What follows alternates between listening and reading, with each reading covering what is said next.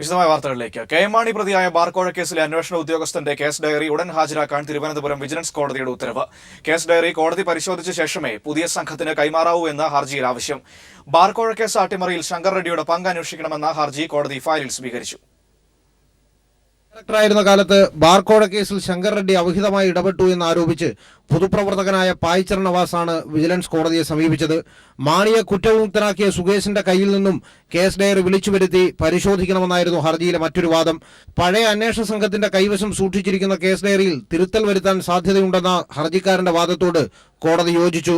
ഇന്ന് തന്നെ case diary ഹാജരാക്കാനാകുമോ എന്ന് കോടതി വിജിലൻസിന്റെ അഭിഭാഷകനോട് ആരാഞ്ഞുവെങ്കിലും അസൗകര്യം നിരത്തിയതോടെ അടുത്ത പ്രവൃത്തി ദിവസമായ സെപ്റ്റംബർ 22 തന്നെ കേസ് ഡയറി ഹാജരാക്കാൻ തിരുവനന്തപുരം പ്രത്യേക വിജിലൻസ് കോടതി ഉത്തരവിടുകയായിരുന്നു.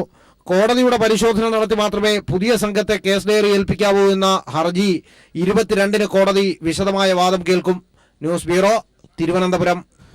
മുൻമന്ത്രി കെ ബാബുവിനെതിരെ രജിസ്ട്രേഷൻ ഐജിക്ക് വിജിലൻസ് കത്ത് നൽകി. ബാബുവിന്റെയും ബിനാമിമാരുടെയും സ്വത്ത് വിവരങ്ങൾ ലഭ്യമാക്കണമെന്നാവശ്യപ്പെട്ടാണ് കത്ത് നൽകിയിരിക്കുന്നത്.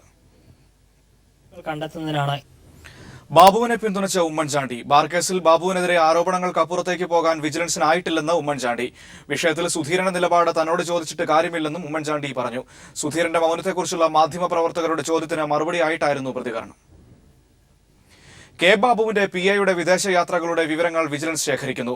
മലേഷ്യ, സിംഗപ്പൂർ, ദുബായ് എന്നിവിടങ്ങളിലേക്ക് നിരവധി തവണ ഇയാൾ വിദേശയാത്ര നടത്തിയാണ് PIയുടെ വിദേശയാത്രകൾ പരിശോധിക്കുന്നത്.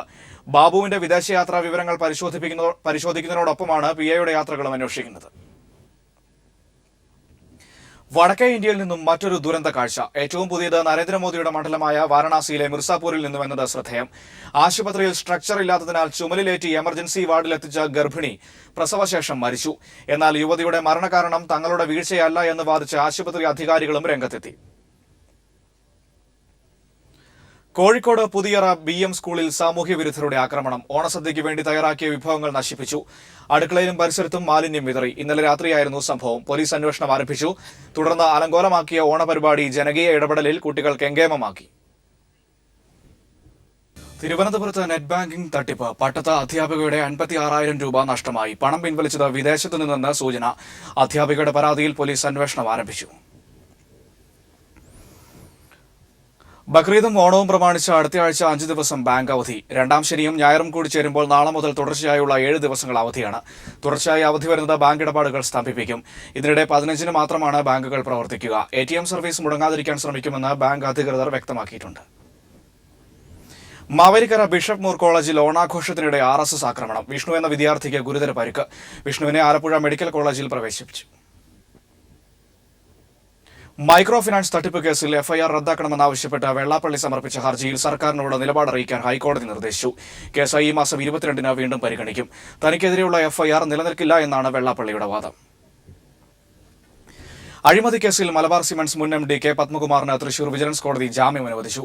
പാസ്പോർട്ട് കോടതിയിൽ സമർപ്പിക്കാനും ആവശ്യപ്പെടുമ്പോൾ അന്വേഷണ ഉദ്യോഗസ്ഥർക്ക് മുന്നിൽ ഹാജരാകണമെന്നും കോടതി നിർദ്ദേശിച്ചു. അന്വേഷണ ഉദ്യോഗസ്ഥരുടെ അനുമതിയില്ലാതെ മലബാർ സിമന്റ്സിൽ പ്രവേശിക്കരുതെന്നും കോടതി വിലക്കി. അതേസമയം ഡീലർമാർക്ക് ഇളവ് നൽകിയതിൽ ഡയറക്ടർ ബോർഡിന് കൂട്ടുത്തരവാദിത്തമുണ്ടെന്നും കമ്പനിക്ക് നഷ്ടം സംഭവിച്ചിട്ടില്ലെന്നും പത്മകുമാർ പ്രതികരിച്ചു. പാലക്കാട് വേലന്താവളം വാണിജ്യ നികുതി ചെക്ക് പോസ്റ്റിൽ കൈക്കൂലി പണം കണ്ടെത്തിയ കേസിൽ 5 ജീവനക്കാർക്ക് സസ്പെൻഷൻ. ഡ്യൂട്ടിയിലുണ്ടായിരുന്ന ഇൻസ്പെക്ടർമാരായ Prabhakaran, N Naseem, clerical assistant Moideen, office assistant Mohanan, peon Ajeesh Kumar എന്നിവരെയാണ് അന്വേഷണ വിധേയമായി സസ്പെൻഡ് ചെയ്തത്. വ്യാഴാഴ്ച നടന്ന വിജിലൻസ് റെയ്ഡിൽ കണക്കിൽപ്പെടാതെ സൂക്ഷിച്ച 3 ലക്ഷം രൂപ വേലന്താവളം വാണിജ്യ നികുതി ചെക്ക് പോസ്റ്റിൽ നിന്ന് കണ്ടെത്തിയിരുന്നു. സംഭവത്തിൽ ഉദ്യോഗസ്ഥർക്കെതിരെ നടപടിക്ക് വിജിലൻസ് ശുപാർശ ചെയ്തിരുന്നു. ഇതിന്റെ അടിസ്ഥാനത്തിലാണ് സർക്കാർ നടപടി. കണ്ണൂരിൽ വ്യവസായി ഭാര്യയെ വീട്ടിനുള്ളിൽ പൂട്ടിയിട്ടു. താഴെപ്പടിക്കലിലെ നാരായണനാണ് ഭാര്യ യമുനയെ പൂട്ടിയിട്ടത്. നാരായണൻ ഇപ്പോൾ താമസിക്കുന്നത് മറ്റൊരു സ്ത്രീക്കൊപ്പമാണ്. ഇതേ തുടർന്നാണ് കോടതി വിധിയോടെ യമുന ഭർത്താവിന്റെ വീട്ടിലെത്തിയത്.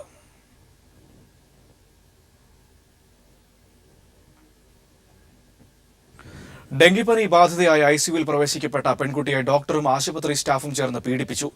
ഗുജറാത്തിലെ ഗാന്ധിനഗറിലാണ് സംഭവം. പ്രതികളെ പോലീസ് അറസ്റ്റ് ചെയ്തു. രാജ്യത്ത് ശുചിമുറി ഉപയോഗിക്കുന്ന സംസ്ഥാനങ്ങളിൽ കേരളത്തിന് 2ാം സ്ഥാനം. പ്രധാനമന്ത്രി നരേന്ദ്രമോദിയുടെ മാതൃ സംസ്ഥാനമായ ഗുജറാത്ത് 14-ാം സ്ഥാനത്താണ്. സിക്കിമാണ് 1-ാം സ്ഥാനത്ത്. സ്കൂൾ വിദ്യാർത്ഥികൾക്കുള്ള അരി ഓണത്തിന് മുൻപ് തന്നെ വിതരണം ചെയ്യുമെന്ന് വിദ്യാഭ്യാസ മന്ത്രി C രവീന്ദ്രനാഥ്. ഗോഡൌണിൽ അരി എത്താത്തത് മൂലമാണ് വിതരണം വൈകുന്നതെന്നും മന്ത്രി കാസർഗോഡ് പറഞ്ഞു.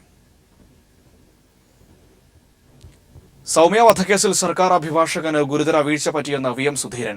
സർക്കാർ അഭിഭാഷകൻ വേണ്ടവിധം ഗ്രഹപാഠം ചെയ്തില്ല. ഇക്കാര്യത്തിൽ മുതിർന്ന അഭിഭാഷകരുടെയും ക്രിമിനൽ അഭിഭാഷകരുടെയും സഹായം തേടി കേസിൽ പരമാവധി ശിക്ഷ വാങ്ങിക്കൊടുക്കാനുള്ള നടപടികൾ ഉണ്ടാവണമെന്നും സുധീരൻ ആവശ്യപ്പെട്ടു.